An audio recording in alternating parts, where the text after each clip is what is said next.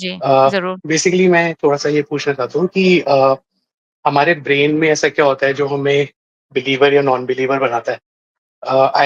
मैं अपने क्वेश्चन को रीइन्फोर्स करूँगा अपने एक सिचुएशन से। हुँ, मैं एक हिंदू फैमिली से हूँ but I am an atheist, ठीक है? एंड मेरे को रिलिजियस अपब्रिंगिंग नहीं मिली मेरी फैमिली से। हुँ, मेरी मदर बहुत रिलिजियस है और मैं हुँ, एक एथिस्ट हूँ। एंड मेरी कज़िन सिमिलर, बहुत ही मतलब almost same upbringing. She is highly religious. वो बहुत ज़्यादा हुँ, रिलिजियस है, इनफैक्ट वो नेक्स्ट लेवल है, वो गुरुज़ में भी मानती है, जो भी रिलिजियस गुरुज़ एंड ऑल होते हैं। हुँ, तो पर मेरे को समझ नहीं आता कि जो रिलिजन को लेके मेरे दिमाग में क्वेश्चंस उठते हैं, वो उसके दिमाग में क्यों नहीं उठते? And she believes in everything. मतलब मेरे को ये समझ आता है कि रिलिजन में बिलीव करने के लिए आपको कुछ मिरेकल्स में बिलीव करना पड़ता है, जो मेरे से नहीं होता। बट वो उसके दिमाग में एक क्वेश्चन नहीं उठता और वो बिलीव कर लेती है। तो I just wanted to know कि उसके ब्रेन में और मेरे ब्रेन में ऐसा क्या डिफरेंट है, जो मुझे क्वेश्चन्स आते हैं और उसको नहीं आते? I am hope I pretty was able sure. To. जी, यू आपने बिल्कुल क्लियर कहा है। ये मैं इस चीज़ पे मुझे कुछ तहकीक करनी पड़ेगी, नॉन कन्फर्मिस्ट को शायद पता हो, लेकिन मुझे पता है कि इस ब्रेन में डिफरेंसेस होते हैं डिफरेंट लोगों के, और एक ब्रेन स्ट्रक्चर्स होते हैं जो ज़्यादा, I don't know if it's the amygdala, जो डिफरेंट होता है बहुत ज़्यादा रिलीजियस लोगों में, जो there are differences in the brain. आपको पता होगा कि जो स्किज़ोफ्रेनिक लोग होते हैं, वो भी बहुत ज़्यादा एक्सट्रीम किस्म के उनके रिलीजियस बिलीफ्स भी होते हैं। मैं ये नहीं कह रही कि कोई स्किज़ोफ्रेनिक है जो रिलीजियस है, लेकिन इसका ये मतलब है कि ब्रेन के डिफरेंसेस से इंसान रिलीजियस थिंकिंग या रैशनल थिंकिंग की तरफ जा सकता है। It comes naturally to them. और ये भी उन लोगों ने देखा है कि ऑटिज़्म के जो और ऑटिज़्म स्पेक्ट्रम डिसऑर्डर के लोग होते हैं, उनकी भी मुश्किल होता है उनके लिए ये इस किस्म की थिंकिंग का। तो डेफ़िनेटली दिमाग का ताल्लुक है इससे, लेकिन इस पे मुझे थोड़ी-सी तहकीक करनी पड़ेगी। नॉन कन्फर्मिस्ट, आपको इसके बारे में कुछ ज़्यादा पता है जी, कि क्या इतना डिफरेंसेस होते हैं? इतना डिटेल में तो नहीं, क्योंकि बुक हमने रिव्यू के लिए रखी हुई है। गालिब भी पढ़ रहे थे, आई थिंक सब्सटैंशिया भी। इवॉल्विंग ब्रेन्स इमर्जिंग गॉड्स, उसमें काफी इस तरह की थ्योरीज बताई हुई हैं। थ्योरी ऑफ द माइंड के बारे में बताया हुआ है। पर I still haven't reviewed that book, so I am not an expert in that. But what आपने एमिगडाला का नाम लिया ना, that is where perhaps this starts. हमारे ब्रेन का जो इमोशनल सेंटर है ना, that is the amygdala. So anything to do with fear, anything to do with survival, वो हमारी इंस्टिंक्ट्स किक इन करके आ जाती है हमारे सामने, and we make a decision, sometimes very abrupt decision where we have to survive. Sometimes हमारे पास time होता है तो फिर हम सोच कर वी टेक अ डिसीजन। देखिए, every species focuses on their survival and their existence, ठीक है ना? But since, or like any other species, like any other animal, human beings के लिए भी survival is of utmost importance, ठीक है ना? That is why pain की जो situation है, that is unbearable, that is uncomfortable. Pain मतलब एक prolonged pain की situation में आप रहेंगे तो it will result in death. So you have to avoid the threshold जहाँ पे pain feel होता है। पेन के सेंसर्स बॉडी में होने का मतलब ये है कि आपको डेथ की तरफ ट्रेड नहीं करना। I am just going to now make connection, just bear with me till मैं ये खत्म करूं पॉइंट। हाँ। तो जैसे फॉर इंस्टेंस, इफ अगर कोई कार्निवोर है और शेर ले लें, और उसके शुंगल में एक गजेल या डियर आ जाता है, and it's eating through its flesh, लेकिन the deer doesn't give in just like that. वो आखिरी दम तक ट्राई कर हुँ, रहा होता है, भले उसकी टांग खा ले या it is right. biting down in it. It tries multiple attempts करता है कि मैं निकलूं। पेन फील हो रहा है, उसे पता है कि now this will result in my death. और या अगर नहीं पता हो, ऑब्वियसली क्लियरली पता तो नहीं होता, बट जस्ट बिकॉज वो सिचुएशन पेनफुल है, उसको अवॉइड करनी है, क्योंकि वो अपॉर्चुनिटी ऑफ लाइफ उससे छिन रही है। That is why it will try to get out of it. Now consider a human being.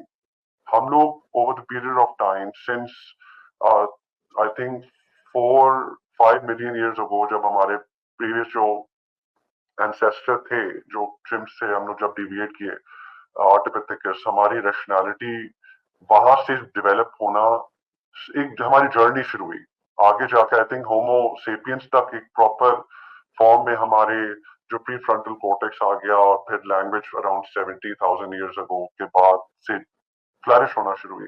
लेकिन एक तरह से जो बीज जो बोया गया, या जो mutation I where we started standing up straight, और फिर टूल्स का यूज करना, it showed that we were going in a certain direction. Consciousness जो हमें है, it makes us realise about that we can think about our thinking. ठीक है ना, we can question, we can imagine things, and we can put our ideas into words. जब religion का idea आता है हमारे सामने, और चूंकि हम एक ऐसी स्पीशीज हैं who value existence because we have been designed to always try to survive. So the idea of believing in religion aligns with our biological या primitive brain in the sense कि it's giving us hope कि ये जिंदगी के बाद तुम्हारी continuation अगली जिंदगी में भी होगी. तो एक तरह से एवोल्यूशनरीली आपका फोकस सर्वाइवल पे है. आपका focus, your prime importance that you give is to your own existence first, because once you will survive and exist, that is when you can attain other comforts, your other needs. So primarily you need to focus on your survival. Now we are conscious beings, और हमें पता है कि after death there's nothing if you use your rationality. लेकिन the idea of prolonged existence, मरने के बाद भी, it gives us comfort, it gives us consolation कि there will be continued existence. So believing in religion, believing in a God, believing in or having faith does not really go against our evolutionary biology, but it kind of जो rationality को हम bypass करके जो emotional decision ले लेते हैं religion पे believe करना because of fear. That fear mongering is what religion relies on. So ये हमारे primitive brain का ही एक तरह से misfiring है कि हम existence को इतनी value करते हैं कि after life में और भगवानों में और खुदाओं में हम believe करना शुरू हो जाते हैं, because we biologically are designed to always strive towards existence.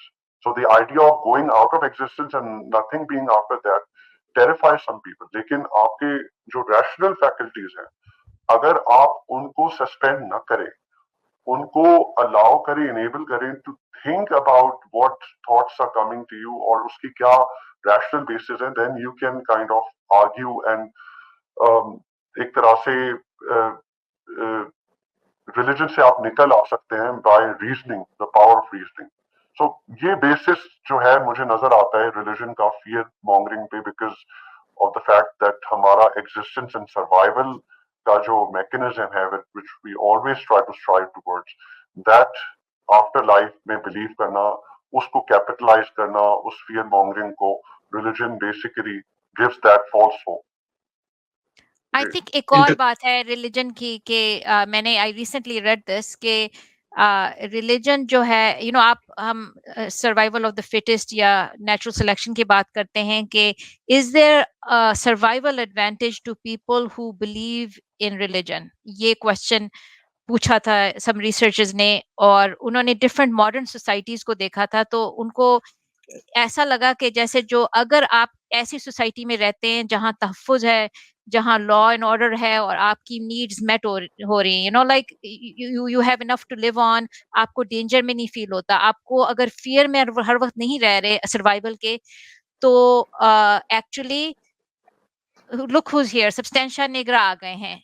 Welcome Substantia Nigra. Thank you Momo, आप कैसी हैं? Welcome sir, I am lucky.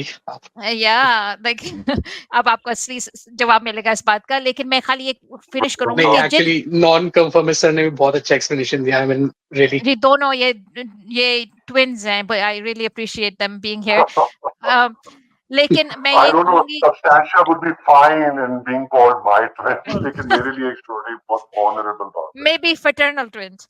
लेकिन तो मैं एक बात कहूंगी कि यू नो लाइक मैंने ये पढ़ा था कि जो जिस सोसाइटी में people are struggling to survive, जैसे यू नो किसी पुअर कंट्रीज हैं अफ्रीका में या साउथ एशिया में, लोग जिनका डे टू डे उनका स्ट्रगल है सर्वाइवल की, उधर ज्यादा टेंडेंसी है टू बिलीव इन रिलीजन. और जहां लोगों की यू नो सोशल वो क्या कहते हैं सेफ्टी नेट्स हैं, जहां से उनकी मेडिकल केयर है, उनकी जॉब है, सब कुछ उनके पास, उनको सर्वाइवल का डेंजर नहीं है, उधर आस्ता आस्ता लोग रिलीजन छोड़ रहे हैं. Because I think when you are really desperate, religion helps you cope better. लेकिन जब आपकी बेसिक आपको तहफ्फुज है, तो फिर religion doesn't play a big role in survival. तो ये मैंने कहीं पढ़ा था और ये मैं शेयर करना चाहती थी, और सब्सटेंशियल निगरा आप इस बात पे कुछ बताइएगा कि दिमाग में क्या डिफरेंस होता है रिलीजियस और नॉन रिलीजियस पर्सन के। Thank you. आई थिंक पहली बात ये कि मेरे लिए वाकई ये बहुत बड़ा ऑनर है अगर आपने मुझे नॉन कन्फॉर्मिस्ट का ट्विन कहा है। सच अ ग्रेट ऑनर। कैसे हैं आप नॉन कन्फॉर्मिस्ट? ठीक है सर, बस आपकी दुआएं हैं, एथियस्टिक दुआएं। अच्छा। तो मुझे जरा बैकग्राउंड दें क्योंकि मैं नहीं सुन रहा था। आप जी, इन्होंने पूछा था हाइज़नबर्ग ने कि क्या ये एक ऐसी फैमिली से आते हैं जहाँ इनकी बहनें बहुत ज़्यादा रिलीजियस हैं, कई लोग इनकी फैमिली में बहुत रिलीजियस हैं और इनको ये रिलीजन इतना में इंटरेस्ट नहीं है और ये एथियस्ट हैं। तो ये पूछ रहे थे क्या हमारा डिफरेंस, फंडामेंटल डिफरेंस कोई ब्रेन में होता है जिसकी वजह से इंसान रिलीजियस या नॉन रिलीजियस हो जाता है, या something in our makeup? In similar upbringings, मतलब सिमिलर सिचुएशंस। देखिए ऐसा है कि इसको डिफरेंट लेवल्स पे मेरे ख्याल से इसका जवाब दिया जा सकता है।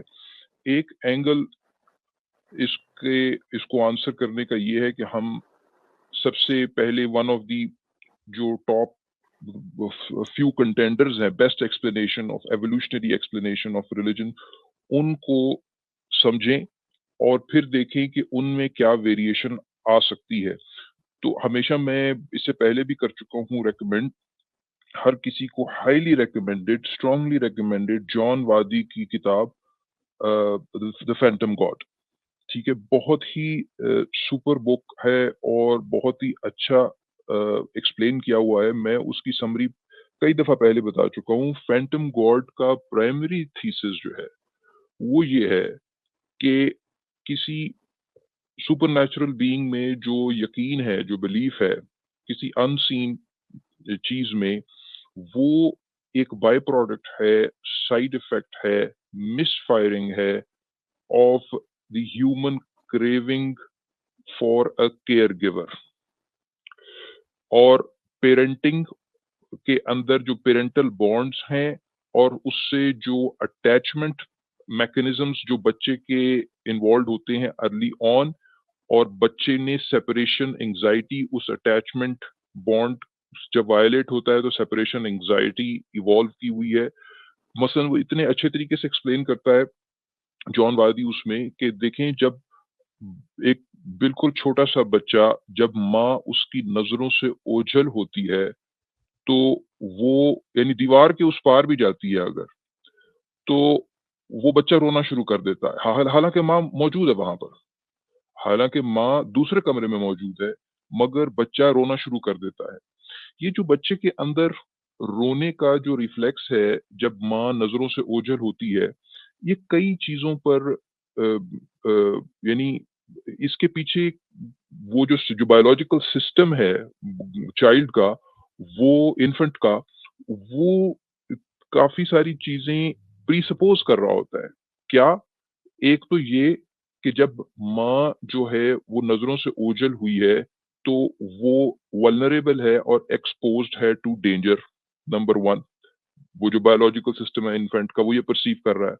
नंबर टू, वो ये परसीव कर रहा है कि किसी तरीके से उसे इन्फॉर्म करना है अपनी माँ को कि वो दैट इन्फेंट जो सिस्टम है that is crying for help, यानी अपनी डिमांड फॉर हेल्प को किसी तरीके से उस तक पहुंचाना है, तो उसको उसको ऊंची आवाज में रोना है। तीसरी चीज ये है कि ये इस चीज पर भी डिपेंडेंट है, एक assumption है उस सिस्टम के अंदर कि भाई अगर वो मेरी क्राई सुनेगी मेरी माँ, तो इन रिस्पॉन्स वो मुझे हेल्प आउट भी करेगी, मेरी मदद को पहुंचेगी, मेरी केयर को पहुंचेगी। इन तीन चीजों का मुरक्कब है ये बिहेवियर। ठीक है, और evolutionarily that makes a lot of sense. इसमें ये सेपरेशन एंजाइटी है जो वो बच्चा महसूस करता है, और अटैचमेंट बॉन्ड जो है वो माँ के साथ महसूस करता है। अब बड़े होकर रहते नहीं है, लेकिन जो थीसिस है मेन, और इसके वो बड़े इंटरेस्टिंग और टेलिंग पॉइंटर्स और पॉइंटर्स टुवर्ड्स एविडेंसेस देता है ये जॉन वादी, कि बड़े होकर दरअसल ये वही अटैचमेंट सिस्टम है जो कि आप ब्रेन का एफएमआरआई करके आप फ्रंटल लोब्स और लिम्बिक सिस्टम की ये जो एरियाज हैं इनको पर आप, यानी देयर इज ऑलमोस्ट कंसेंसस के अटैचमेंट सिस्टम और सेपरेशन एंजाइटी इन इलाकों में परसीव होती है, और बच्चे के भी यही इलाके उस वक्त डेवलप हो रहे होते हैं और एक्टिवेट हो रहे होते हैं जब वो सेपरेशन फील करता है, सेपरेशन एंजाइटी फील करता है अपने पेरेंट्स से, खासतौर पे अपनी माँ से। और जब लोग रिलीजियस एक्सपीरियंसेस गो थ्रू करते हैं तब भी यही इलाके जो हैं, जब वो लॉन्गिंग होती है किसी चीज के लिए, कि किसी हायर पावर के लिए, किसी ग्रेटर मीनिंग के लिए, किसी यूनिवर्स यूनिफाइंग फोर्स के लिए, वो जो लॉन्गिंग लोगों में उठती है तब भी यही इलाके और वही एक किस्म की सेपरेशन एंजाइटी और अटैचमेंट और बॉन्डिंग के जो मैकेनिज्म्स को इनेबल कर रहे हैं एरियाज, यही एक्टिव होते हैं। तो एक तो पहली बात ये है कि मेरे ख्याल से ये, अगर आप बहुत सारी एवोल्यूशनरी एक्सप्लेनेशंस हैं, सोशल कोहेजन की हैं, आपकी हाइपर एक्टिव एजेंट जो एजेंसी डिटेक्शन डिवाइस है हमारा दिमाग, वो जॉन वादी भी बात करता है कि हम हर चीज के पीछे कोई ना कोई देखना चाहते हैं, कोई ना कोई एजेंसी जो है पोस्टुलेट करते हैं। मैं थोड़ा सा अभी और भी पॉइंट करूंगा कि ये किस तरीके से evolutionary explanation of people believing in conspiracy theories भी के बारे में भी कुछ मैं आपको रिसर्च की तरफ पॉइंट करूंगा, क्योंकि 1-2 घंटा पहले जो मैं थोड़ी देर के लिए मैंने देखा था तो मुझे लग रहा था कि चैट में कॉन्स्पिरेटोरियलिस्ट जो हैं वो काफी ज्यादा एग्जिस्ट कर रहे हैं, जो कह रहे थे science is full of lies and something like that. तो उसकी भी एवोल्यूशनरी एक्सप्लेनेशन है कि why certain people are inclined towards believing and weaving conspiracy theories, उस पर मैं बाद में आता हूँ। कहने का मकसद ये है कि ये बायोलॉजिकल बेसिस ऑफ रिलीजन की मल्टीपल कंटेंडर्स हैं। One strong contender is John Wathey's work, उस पर आप करें, बहुत ज्यादा रेफरेंसेस वो देता है। अब क्या ये जो चीजें, क्या जब किसी पॉपुलेशन के अंदर कोई बिहेवियर इमर्ज करता है या इवॉल्व करता है, वो स्ट्रक्चरल चीजों की वजह से हो सकता है, नहीं ब्रेन के स्ट्रक्चरल और ब्रेन की जो रीजन्स हैं उनकी इंटरकनेक्टेडनेस के पैटर्न के ऊपर का कॉन्सिक्वेंस हो सकता है। क्या सारी चीजें किसी पॉपुलेशन में एक जैसी होती हैं?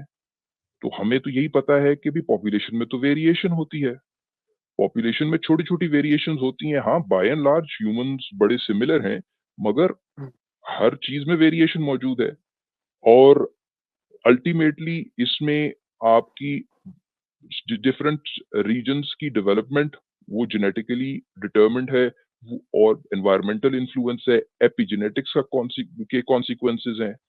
तो वेरिएशन की बहुत सारी सोर्सेज हैं। तो श्योर इनफ कि आपकी इन डिफरेंट लोगों की tendencies of forward with that tendency of feeling separation anxiety and longing for somebody, some caregiver, वो उसमें डिफरेंट लोगों की टेंडेंसी एडल्टहुड में वेरी कर सकती है। I will not be surprised. और एक ही खानदान में अगर आप 50% डीएनए शेयर भी कर रहे हैं, बहुत ज्यादा वेरिएशन होती है बहन भाइयों में भी, क्योंकि आखिर को आप 50% ही डीएनए शेयर कर रहे हैं उनके साथ। तो पॉइंट यही है कि वेरिएशन हो सकती है, और इसकी जेनेटिक एपिजेनेटिक बेसिस भी हो सकती है, apart from upbringing and other things. लेकिन मेरे ख्याल से इसको समझने के लिए आपको you have to go back to the basics and understand कि बेस्ट बायोलॉजिकल एक्सप्लेनेशन क्या है रिलीजियस टेंडेंसी की, और फिर उसके हिसाब से देखिए कि क्या वेरिएशन एग्जिस्ट कर सकती है कि नहीं कर सकती। श्योर सर, मैं वो बुक जरूर रेफर करूंगा, जरूर पढ़ूंगा, फैंटम गॉड। जी, मैं भी लूँगी। That sounds like a really good tip. मैंने दिखाई थी आपको स्क्रीन पे, जो राइट। फिर रिवाइंड करके देख सकते हैं ऑथर और book, what the book looks like. So yeah, good for us to read that. Anyway, आप कुछ और पूछेंगे हाइजेनबर्ग? नहीं ma'am, I am good. And अच्छा जस्ट जी। One thing ma'am, I really wish I had a friend circle like you guys. You guys are awesome. Thank you. Thank you, you do. We are here for you, we are your friends. हमारा ये community है, आप इधर आते रहा करें। Thank you. Thank you. अच्छा जी, bye Good bye. day. Bye bye.